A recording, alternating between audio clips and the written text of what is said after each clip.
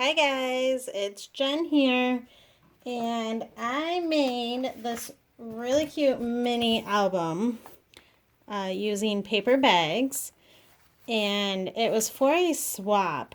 So I used a mixture of retired Close to My Heart paper as well as some paper from the Paper Studios All Seasons pack, which I had in my stash from before I became a consultant. And I just kind of mixed up the papers a little bit. And each of my pages are actually made using a paper bag. So what I did was I cut it down to size and then I folded up the bottom of it and I made a little pocket.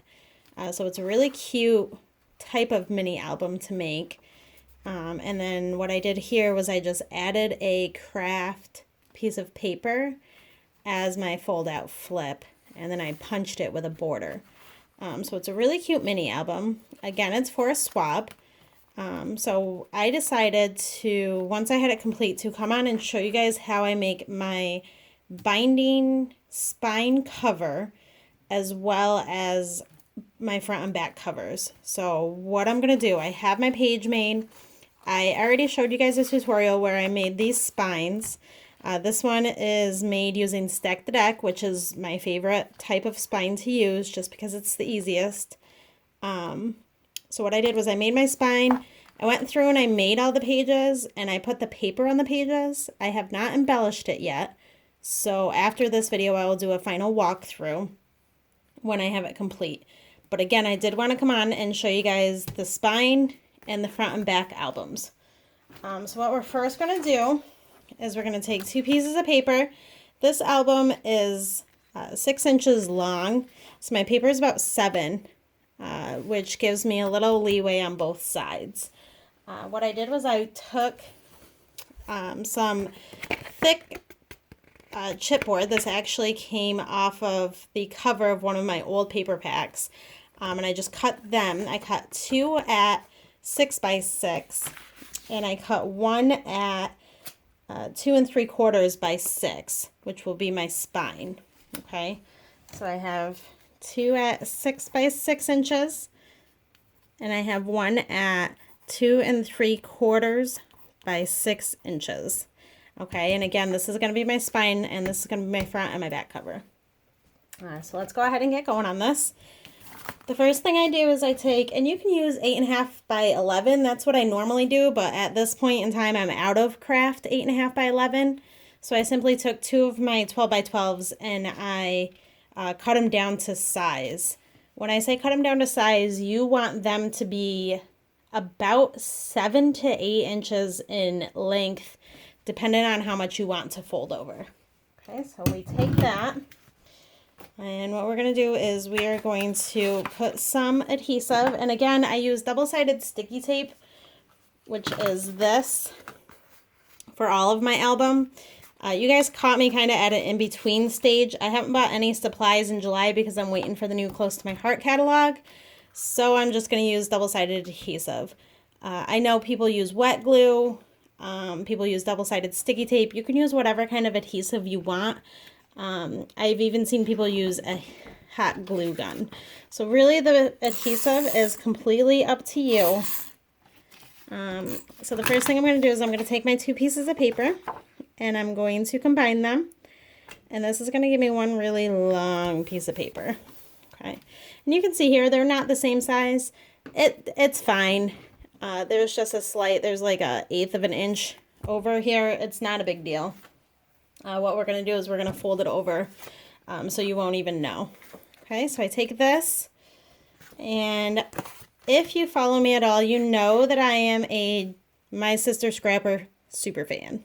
So the way that I was taught by Ginger how to do this is to leave a little bit in between. And if you're not familiar with how much to leave in between, just take one of your pieces and kind of like eyeball it out. Okay, I just kind of go with the flow here because I've done these so much, but you want probably 1/8 of an inch in between. Okay, so you don't want a huge gap, but you do want enough gap where it's going to give your pages and your covers room to flip-flop. Okay, So I'm going to do this. I'm going to flip it over and I'm going to put glue on it. If I'm making this album for somebody else, I would use my chipboard. Again, I'm in between supplies. So I don't have chipboard on hand, which is fine. I've used cereal boxes before. I've used post office boxes before. Shh, don't tell the post office. I've used all sorts of things. So as long as it's a heavier and sturdier than regular cardstock, you should be good to go. So I'm just going to kind of eyeball this again. You want a little bit on each end. And again, you want a little bit in between your two pieces. Okay, but you want to get it as straight as possible. Okay, so we're going to do this. And then over here, we're going to do the same thing, leaving just a little bit of room in between them. Okay, and then what I'm going to do is I'm going to get my paper trimmer out, and I'm going to just trim down these sides just a little bit. I'm going to leave probably about 1 inch to 2 inches on each side. Again, you're going to fold this all in so the measurements are not set in stone. Do whatever you feel comfortable with. This is just a lot extra. It's a couple inches. So we're going to save that, put it in our scrap pile for a rainy day. Same thing with over here. Again, I'm not being really picky with the measurements. I'm leaving about 1 inch on each side. I'm going to take my scissors and I'm just going to cut. I'm going to leave 1/8 of an inch, but I'm going to cut diagonally so that way these corners don't get bound up and bulky. Okay, so I don't know if you can see this. Let's see. See how I'm just leaving just a little bit. Okay. The next thing that I'm going to do, so I'm going to take my bone folder and I'm going to run it down the edges. What this is going to do is it's going to give me that crease that I need to fold this over. Okay. All the way down all of the edges. Okay. Don't be afraid to run it in the middle either. Again, this is where it's going to turn. This is your binding. So you're going to want that to be pretty flexible. Just go ahead and run that down through there. Kind of work it a little. Again, this is where I love double-sided sticky tape or hot glue, but for the sake of the video, I'm just going to run my tape runner all the way down it. Tape runner tends to not be as strong as the other adhesives, and it tends to be more expensive when you're using a lot of it. So I tend to stick to my double-sided sticky tape. And you're going to put it around all of the edges of your chipboard. Okay? And what you're going to do is you're going to take these corners and you're going to fold them up and in. Okay? And since I have my two pieces together, I'm going to choose a little adhesive so that sticks in the middle as well. Okay? And see what I'm doing? I'm just folding it up. Okay? And I'm going to do down here. Kind of work it a little. Make sure that it has a nice crease going on it.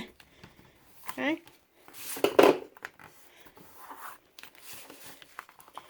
Okay, and with these,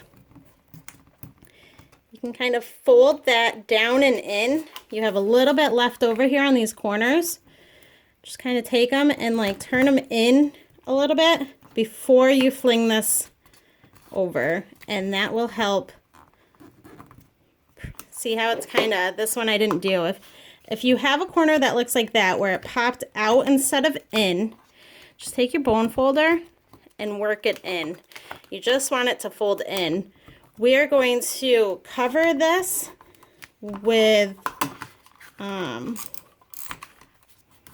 more cardstock. Okay, so it doesn't have to be perfect, but you do want it to be tucked in. Okay, and just take your bone folder and kind of run it around the edges and smooth it out. Make sure that it's pliable and that it like wants to be folded in. Same thing on this edge. So I'm going to fold it down. Okay. Work those corners a little bit.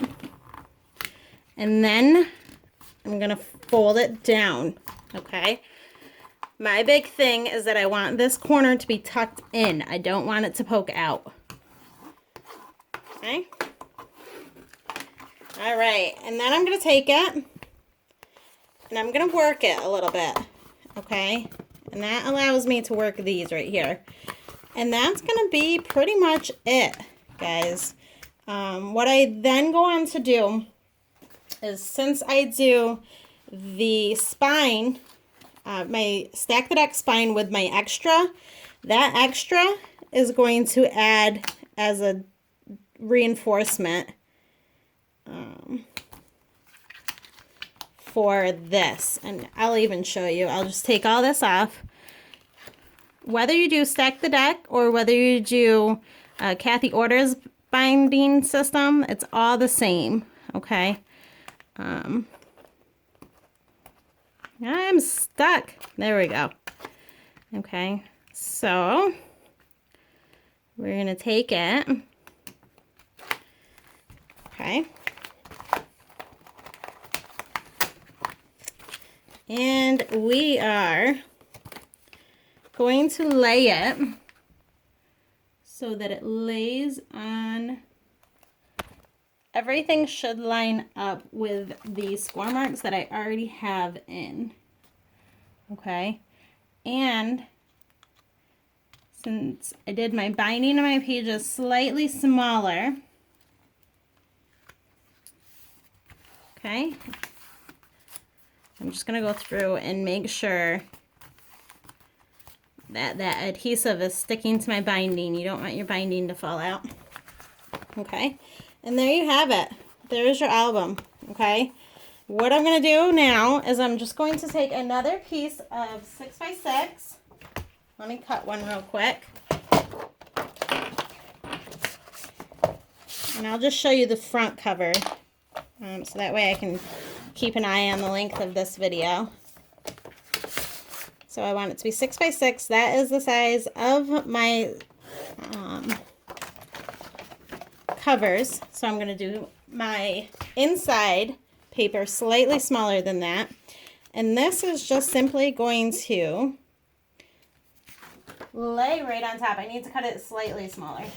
So my cover is 6x6. So this is about 5 7/8. We are going to safely say. And that's just going to go right there. And that's, again, going to cover this chipboard. If your chipboard matches and you don't want to cover it, then you don't need to. But that's pretty much it. You can add pockets. You can do whatever you want to this piece. I'm just going to tack it on real quick. Okay, and that's it for the cover, guys. It's pretty straightforward. There's not a whole lot to it. And do a couple of them. Give it a couple test runs, and in no time you'll have it, I promise.